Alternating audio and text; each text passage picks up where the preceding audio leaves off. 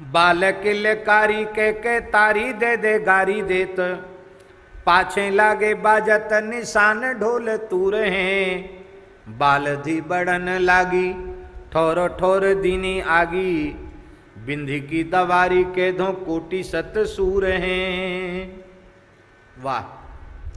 गोस्वामी जी कहते हैं कि बसन बटोर, पूरे लंका के कपड़े बटोर लिए गए। बटोरना जानते ना, एक कपड़ा कहीं लंका में छोड़ा नहीं गया, सारे कपड़े बटोर लिए गए।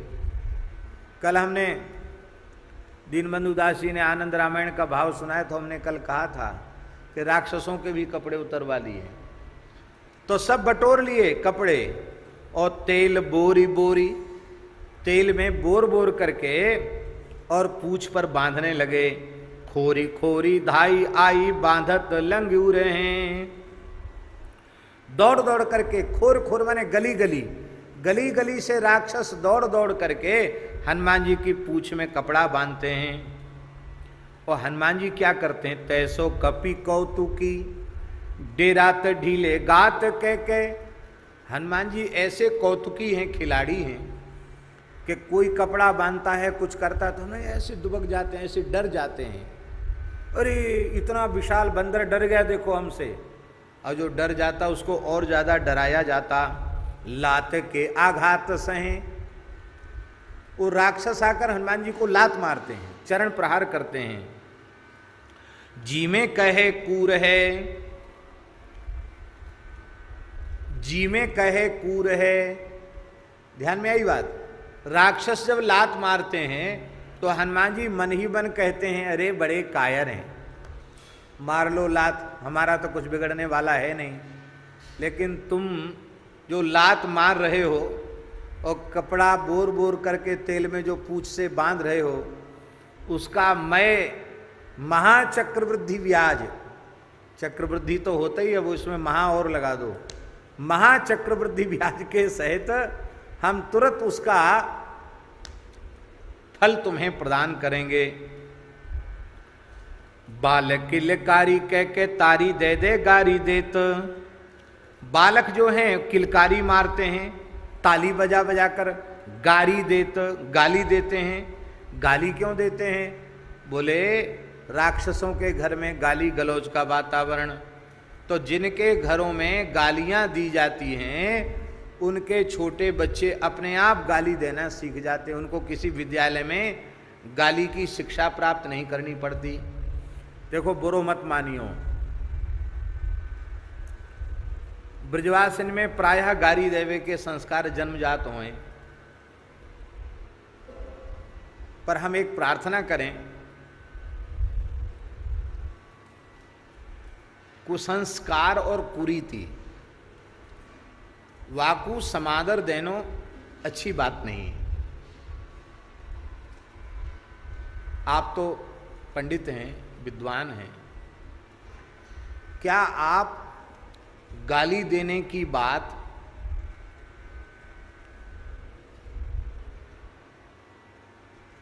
आर्ष वाक्यों से प्रमाणित कर सकते हैं?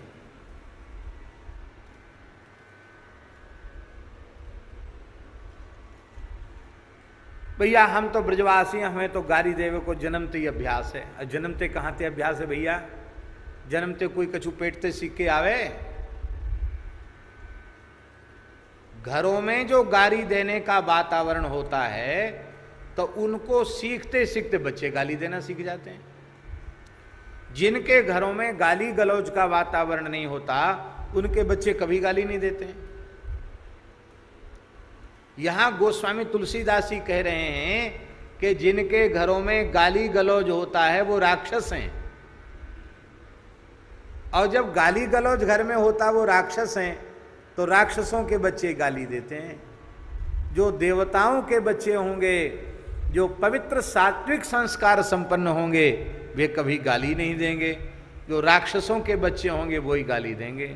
तो अब ये अपने आप में निर्णय कर लो कि हम राक्षस हैं कि हम सच्चे अर्थ में देवता हैं, क्या हैं। एक बहुत अच्छे महापुरुष थे वृंदावन के, पूज्य परम पूज्य प्रातः स्मरणीय श्री मोटे गणेशी वाले महाराज जी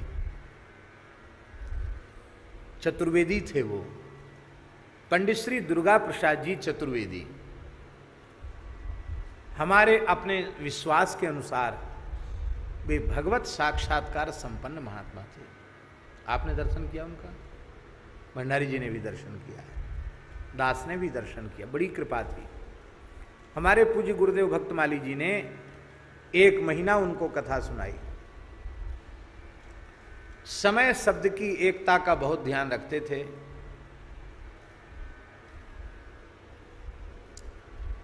और वो मूल में मथुरा के ही चतुर्वेदी थे वो, पर उनके पूर्वज चले गए थे राजस्थान। राजस्थान में चोमू है ना, चोमू जयपुर के पास, और महाराज जी बाद में फिर इधर ही आ गए।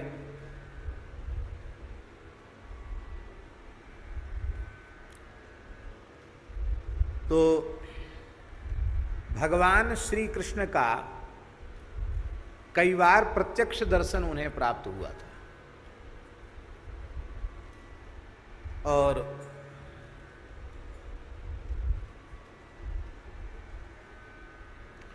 भगवान श्री कृष्ण की ग्वाल मंडली में एक सखा था सुखदेव।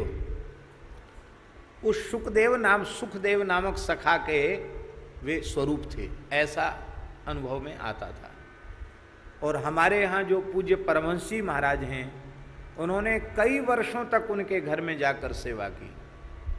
गौशाला में जो परमहंसी महाराज विराजते हैं, उनके घर में बर्तन मांजना, घर में झाड़ू लगाना, उनके वस्त्र धोना, माताजी और पूज्य मोटे गणेशी वाले महाराज जी दोनों की सेवा वो करते थे। मंगलवार सत्संग करते थे, क्योंकि मंगलवार को मथुरा का बाजार बंद रहता था, तो मथुरा के कुछ लोग सुनने आते थे, इसलिए मंगलवार सत्संग होता था। हम भी कभी कभी सत्संग में जाते थे।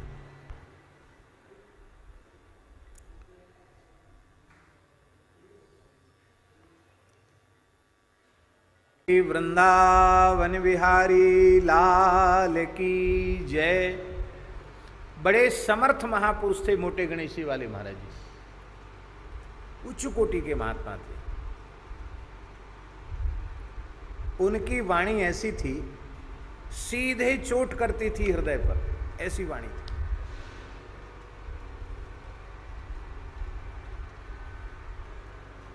दंभ पाखंड छल तो उनके सामने टिके ही नहीं सकता था, ऐसे महात्मा।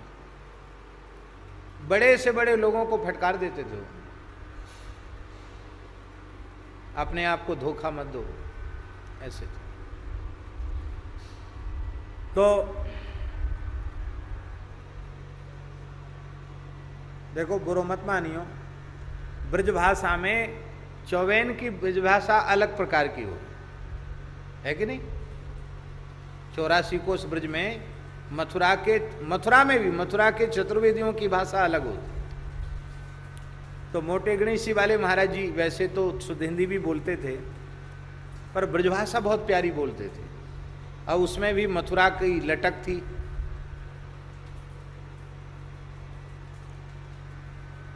तो पूज्य श्री मोटे गणेशी वाले महाराज जी की बात वे कहते थे कि भैया, हम तो वायु को ब्रजवासी माने, जो श्री कृष्ण के संग खेले खाए, श्री कृष्ण की लीला को याई देह सो इन्हीं आँखन सो अनुभव करे, हम तो वायु को ब्रजवासी माने हैं, ये कहते थे। कितनी प्यारी बात, ब्रजवासी की परिभाषा। ब्रजवासी कौन? बोले जो कन्हैया के संग खेले खाए गैया चरावे, लीलान को प्रत्यक्ष अनुभव करे, सोई ब्रजवासी।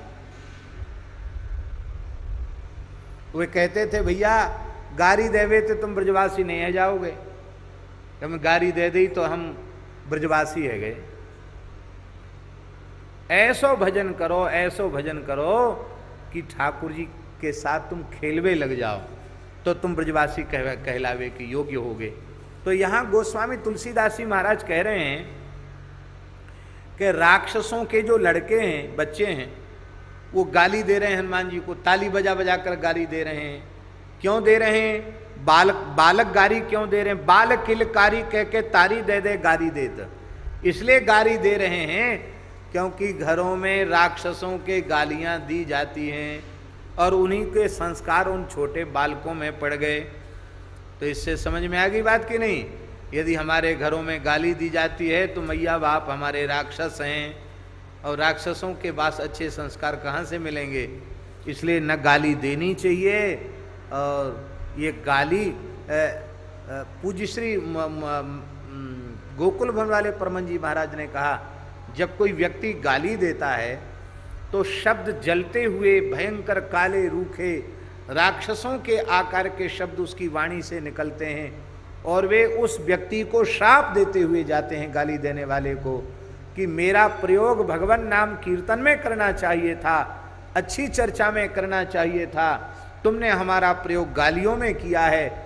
जैसे हम जल रहे हैं ऐसी तुम जन्म जन्म तक ऐसे ही जलते रहोगे।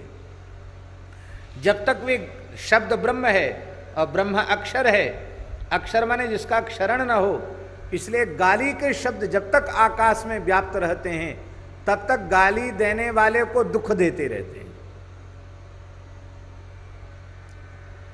इसलिए महाभाष्यकार पतंजलि ने कहा है, एकः शब्दः सम्यक् ज्ञातः सुष्ठु प्रयुक्तः स्वर्गे लोके च कामधुक् भवति। ते असुराः हेलय हेलय इति कुर्वन्तः परा बभूवु। महाभाष्यकार कह रहे हैं, ते असुरा, के असुरा? असाधु शब्द प्रयोक्तार एवं असुराः, जो असाधु शब्द का प्रयोग करते हैं, अशुद्ध शब्दों का उच्चारण करते हैं, वे ही असुर हैं। ये महाभाष्यकार पतंजलि कह रहे हैं। अशुद्ध शब्दोच्चारण करने वाले को बार बार पराजित होना पड़ेगा। इसलिए किसी भी अवस्था में चाहे जैसी विकट परिस्थिति आवे, आपको कोई भले ही भयंकर से भयंकर गाली दे, पर आप उत्तर में गाली न दें, किसी को गाली न दें। गाली देने वाला झूठ ही बोलता, सत्य बोलता है क्या? गाली में जो भी गाली वो दे रहा है वो बात सच्ची तो है नहीं, तो झूठी है बात। और जब बात झूठी है तो आपको क्रोध क्यों आना चाहिए? झूठी बात को तो सुनकर आपको हंसी आनी चाहिए, कितना मूर्ख है, झूठी बात बोल रहा है। इस प्रकार से गाली सुनकर भी क्रोध से बचा जा सकता है। दूसरा उपाय यह है कि अपने मन में पक्का निश्चय कर लो कि हमने कौन सी भाषा पढ़ी है। जो भाषा हमने पढ़ी है उसका भाव हम समझेंगे, जो भाषा हमने पढ़ी ही नहीं है उसका भाव हमारे क्या पल्ले पड़ेगा। हमने अंग्रेजी नहीं पढ़ी तो उसकी हमें कोई ग्लानि नहीं, और हमें कभी इच्छा भी उत्पन्न नहीं होती कि हम अंग्रेजी पढ़ लें, ये भी बात है। उसकी ग्लानि भी नहीं है और सीखने की इच्छा भी नहीं है, दोनों ही बातें। अब अंग्रेजी में हमको कोई गाली दे या हमारी स्तुति करे तो हमारे चित्त पर उसका प्रभाव होगा? क्यों? हम अंग्रेजी पढ़े ही नहीं, चाहे गाली दो चाहे स्तुति करो, हमारे लिए तो बराबर है। ऐसे ही अपने मन में यह पक्का निश्चय कर लो, हम तो कथा कीर्तन की ही भाषा पढ़े हैं, सत्संग की भाषा पढ़े हैं, गाली गलौज की भाषा हमने कभी पढ़ी ही नहीं, ये हमारे से कोसों दूर है। इसलिए जब उस भाषा को हम समझते ही नहीं, उस भाषा का हम व्यवहार ही नहीं करते हैं, तो उसका प्रभाव हमारे चित्त पर क्यों करो?